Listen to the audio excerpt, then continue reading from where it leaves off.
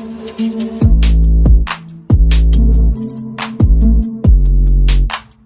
Friends, this Amrish Kumar and स्वागत करता हूं आपका अपने YouTube channel keep learning with Amrish Kumar.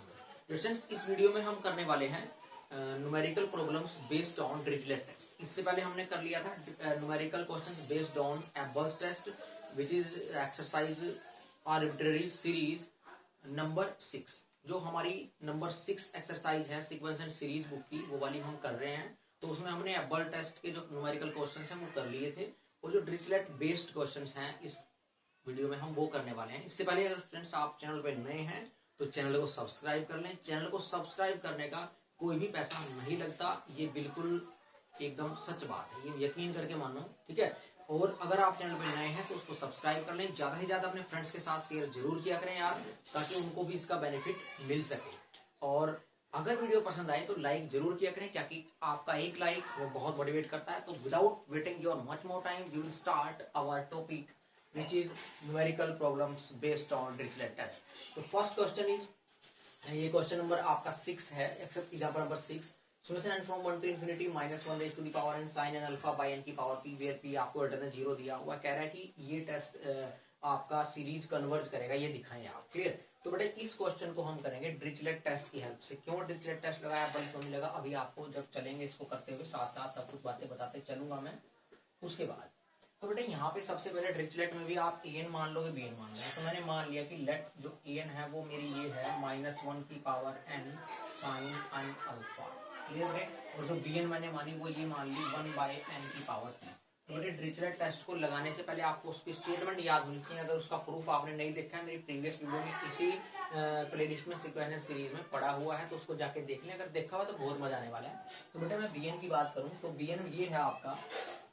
फिर डिरिचलेट टेस्ट की बात करूं तो डिरिचलेट टेस्ट कहता है कि जो an सीरीज है ना, ये वाली n from 1 to infinity an वाली, ये ऐसी सीरीज है कि इसका जो सीक्वेंस ऑफ पार्शियल सम है Sn, ठीक है। जो इसका sequence of partial sum Sn होगा वो क्या होना चाहिए, आपका बाउंडेड होना चाहिए, इज बाउंडेड। पहली चीज तो ये, ठीक है।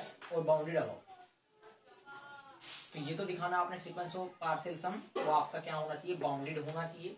और जो दूसरी वाली आपकी सीक्वेंस बनेगी वो सीक्वेंस bn है जैसे आपकी, तो वो आपकी क्या होनी चाहिए, मोनोटोनिकली डिक्रीजिंग मस्ट है यहाँ पे, मोनोटोनिकली डिक्रीजिंग होनी चाहिए बेटे। और उसकी nth टर्म पक्का 0 को जानी चाहिए कि bn tends to 0 as n tends to infinity. ये ऐसे कहते हैं आप डायरेक्ट कि limit n approaches to infinity bn equal to 0, ये होना चाहिए। अगर ये सब है तो डिरिचलेट क्या कहता है कि ये बेटे summation n from 1 to infinity an bn जो है वो आपकी कन्वर्ज करेगी, ये वो कहता है। ये सभी को अब देखो इसको करेंगे कैसे। तो बेटे यहाँ पे आपको दिख रहा होगा कि bn जो है वो डिक्रीजिंग सीक्वेंस है और उसकी nth टर्म 0 पे जाएगी। तो एक कंडीशन तो आपकी सेटिस्फाई हो रही है कि वो मोनोटोनिकली डिक्रीजिंग है और nth टर्म उसकी 0 पे जा रही है। क्लियर? तो अब हमें bn का an का देखना है कि वो सीरीज कन्वर्ज करेगी, तो इसमें आप बल टेस्ट लगा सकते हैं। अगर उसका सीक्वेंस ऑफ पार्शियल सम हम बाउंडेड दिखाने में कामयाब हो गए तो डिरिचलेट टेस्ट कहते हैं। तो ज्यादा बिग डील नहीं है। तो बेटा मैं an को लेके चलता हूँ, ठीक है। मैं लेके चलूंगा a1 + a2 + a3 + up to 100।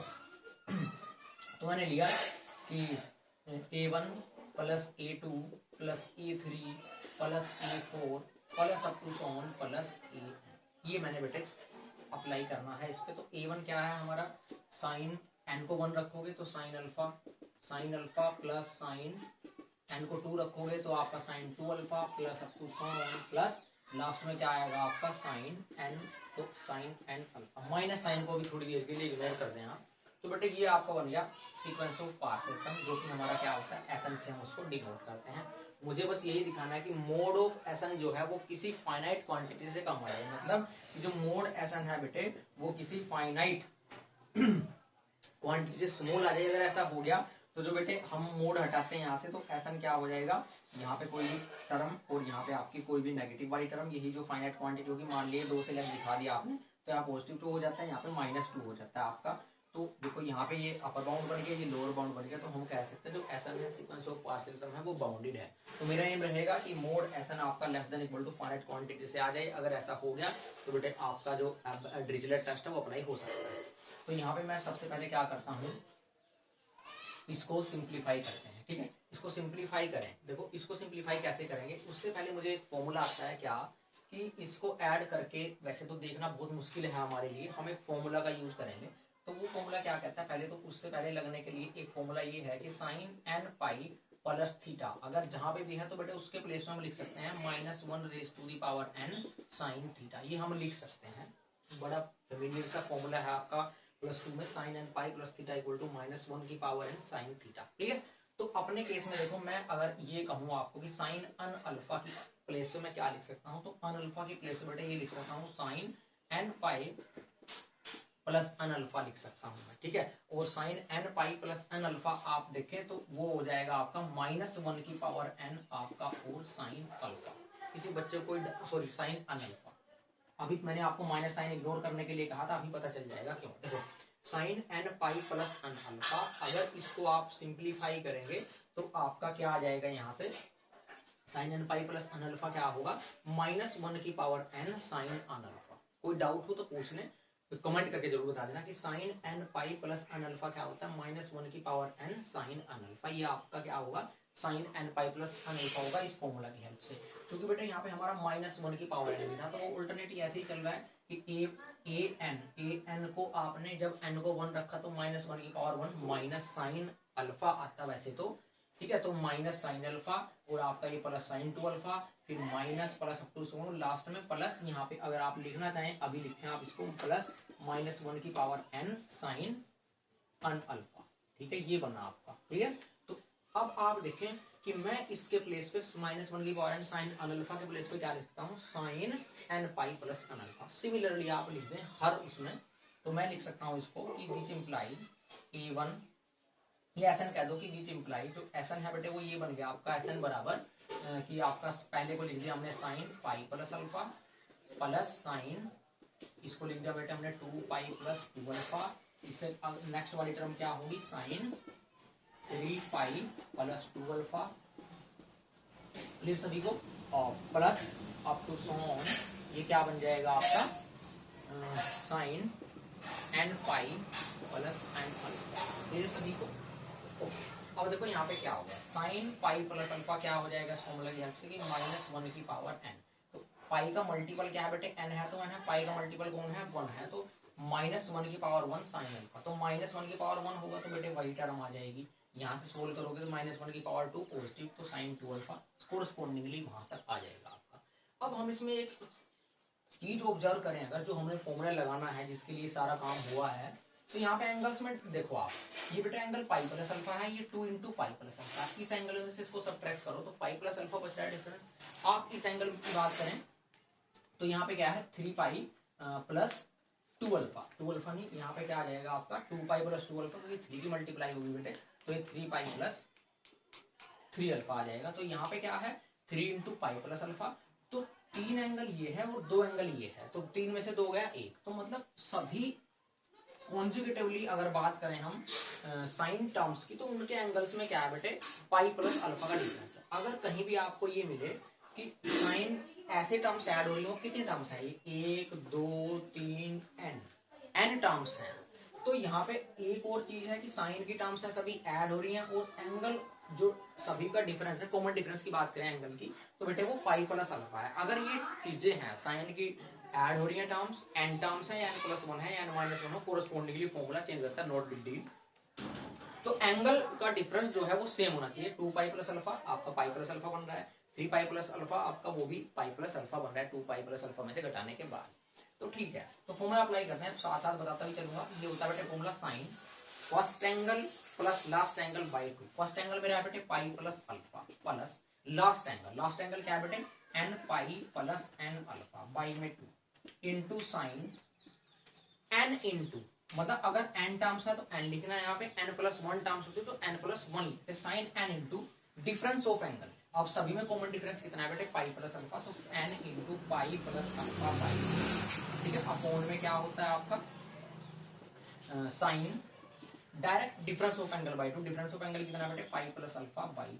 दोबारा बताता हूँ, देखो sine of first angle plus last angle by 2, sine n into difference of angle by 2, sine difference of angle by 2, ये आपका हो जाता है। ठीक है, अगर बेटे बाई चांस एक क्वेश्चन कोस का भी है एक्सरसाइज में या एग्जाम्पल आपका, तो कोस में ये फॉर्मूला क्या बन जाता है, कोस में पहला टर्म कोस इंटू साइन साइन, मतलब यहाँ पे कोस रहेगा, ये अंदर वाली चीज सेम रहेगी कोस, और यहाँ पे साइन साइन ही रहेगा कोस वाले फॉर्मूले। कभी आप कोस में तीनों जगह कोस करो ना, यहाँ पे कोस और यहाँ पे बेटे साइन ही रहने वाला है। ठीक है, अगर ना समझ आया हो तो मुझे आप कमेंट कर देना, मैं इसको प्रूफ करा दूंगा, सोल्यूशन करा दूंगा।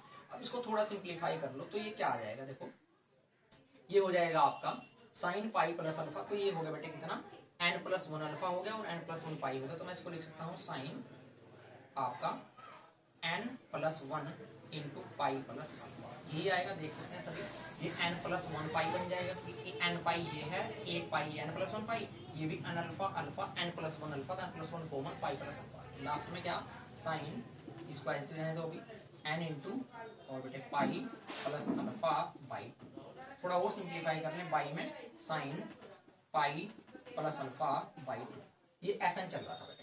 अब हमने बात करनी थी मोड एसन की, तो बेटे दोनों साइड मोड अप्लाई करेंगे, तो मोड एसन हमें पता है मोड की प्रॉपर्टी प्रोडक्ट में भी और न्यूमरेटर डिनोमिनेटर भी सेपरेट हो जाता है, तो ये मैंने एक ही टर्म में इसको सेपरेट कर दिया बेटे। ठीक है, अब मुझे एक चीज और पता है, डायरेक्ट यहीं पे कर देते हैं कि बेटे साइन थीटा का जो मोड वैल्यू होती है वो 1 होती है, लेस देन इक्वल टू 1। क्यों, क्योंकि साइन की जो वैल्यू होती है -1 और 1 के बीच में लाई करती है, अगर मोड हटाएंगे तो क्या आएगा, यहाँ से देखो -1 less than equal to sine theta less than equal to 1। तो बेटे हम यही चीज को ऐसे इस फॉर्म में लिख देते हैं, कोई बड़ी डील नहीं है। तो बेटे इसका mod less than equal to 1, इसका तो मैं डायरेक्ट लिख सकता हूँ कि लेस देन इक्वल टू, यहाँ पे सिर्फ 1 1 इंटू 1 1, तो 1 1 पाई, ये क्या हो गया बेटे मोड ऑफ साइन, ये क्या हो गया आपका pi by 2 plus alpha by 2, तो pi by 2 plus alpha by 2, alpha by, ये हो गया आपका। अब आपको पता है sine pi by 2 plus alpha, तो pi by 2 plus second quadrant में चला गया, साइन क्वाड्रेंट में आपका क्या होता है, साइन पॉजिटिव होता है, तो साइन का क्या बन जाएगा कोस, तो मैं इसको लिख सकता हूँ 1 by mode of cos alpha by 2। ठीक है बेटा, ये हो गया। तो ओवरऑल जो आया मैं इसको यहाँ लिख देता हूँ कि mod S n less than equal to 1 by cos alpha by 2, ये बना। अब बेटे तो ये चीज है, अगर ये 1/3 1/4 इस तरह से कोई कांस्टेंट आ जाता तो मैं डायरेक्ट कह देता कि मोड एसन किसी फाइनाइट क्वांटिटी से है, तो जो आपका सीक्वेंस ऑफ पार्शियल सम है वो बाउंडेड हो जाता और इसमें डिरिचलेट टेस्ट की हेल्प से कन्वर्स कर जाती। बट यहाँ पे क्या हुआ है 1 बाई कोस, अब अल्फा एंगल है वो जैसे जैसे वेरी करेगा तो वैसे वैसे वैल्यू चेंज होती रहेंगी। अब वेरी से भी हमें कोई मतलब नहीं है, जैसे यहाँ पे 1/2 आ जाए या 1/3 आ जाए तो उस केस में भी हम उसको बाउंडेड कह सकते हैं, क्योंकि 1/2 से लेस हो हमें कुछ नहीं करना, भाई बाउंडेड है, बाउंड मिल गया, लोअर बाउंड है, 1/3 से भी लेस हो चेंज हो जाए हमें तब भी कोई फर्क नहीं पड़ता। फर्क कब पड़ता है बेटे, जब कोस अल्फा बाई 2 जीरो हो जाएगा। जब कोस अल्फा बाई 2 जीरो हो जाएगा तो ये 1/0 आपका इन्फिनिटी बन जाएगा। जैसे इन्फिनिटी मैंने गड़बड़ को डाला तो उस केस में कैसे होगा वो हमें देखना है। तो उस केस में अगर मैं यहाँ पे इसी को ले लूं कोस अल्फा बाई 2 को, ये ले लेता हूँ कि कब नॉन जीरो होगा और कब वो जीरो होगा। दो केस करेंगे, बस केस फर्स्ट की बात करते हैं बेटे। तो केस फर्स्ट है हमारे पास कि when cos alpha by 2 is not equal to 0। अब आपको सबको पता है कोस जीरो कहाँ होता है, देखो कोस अल्फा बाई 2 है, ठीक है। अब कोस जीरो कहाँ होता है आपका, हमें पता है कि कोस आपका पाई बाई 2 का ओड मल्टीपल, पाई बाई 2 का ओड मल्टीपल हमेशा क्या होता है बेटे, कोस जीरो होता है। मतलब for example cos 3 pi by 2, cos 5 pi by 2, cos 7 pi by 2, ये सभी क्या होते हैं, जीरो होते हैं। तो ये कह रहा है कि नॉन जीरो कब है, इसका मतलब जब इस टाइप से अल्फा बाई 2 मतलब दैट इज जब भी आपका जो एंगल है वो ये नॉन जीरो वैल्यू कब देगा, ये कहें आप कि जब अल्फा बाई 2 जो है आपका वो कभी भी इसके इक्वल ना आए 2k plus 1 into pi by 2, जहां पे बेटे k कोई इंटीजर है, यहाँ पे लिखना है आपको। क्लियर, आगे चलते हैं। देखो दोबारा समझाता हूँ, कंफ्यूजन ना क्रिएट करें अपने माइंड में।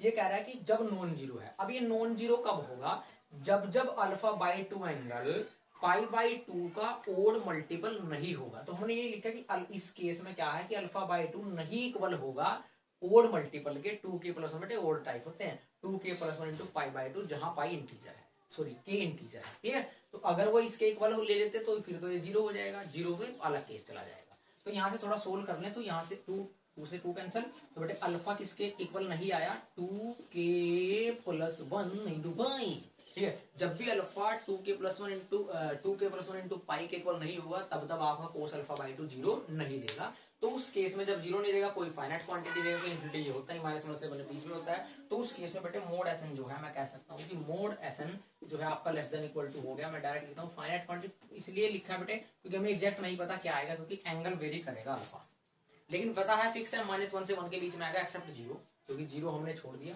तो जब भी ये फाइनाइट क्वांटिटी से कम आ गया इसका मतलब तो सीक्वेंस क्या कर गया आपकी, ये मोनोटोनिक और बाउंडेड होगी, मोनोटोनिक और बाउंडेड हो जाएगी आपकी ये। सॉरी, हमें क्या देखना था कि sequence of partial sum, monotonic तो बीएन वाले को देखते हैं, sequence of partial sum S n जो है बेटे वो आपका क्या हो गया, बाउंडेड हो गया, जो कि डिरिचलेट टेस्ट की फर्स्ट कंडीशन थी। सेकंड कंडीशन बीएन आपकी मोनोटोनिक की डिक्रीजिंग और एन टर्म जीरो पे जानी चाहिए थी, वो आपकी क्लियरली यहाँ देखने से ही बन रही है, लेकिन आप एग्जाम में करके दिखाएंगे limit n tends to b n equal to zero आएगा बेटे, और आप दिखा देंगे clearly bn+1 is less than bn, ठीक है, ये आप दिखा देंगे कि जितना बड़ा नंबर होगा उतना छोटा, ये दिखाने में कोई प्रॉब्लम नहीं, पीछे भी हमने दिखाया है।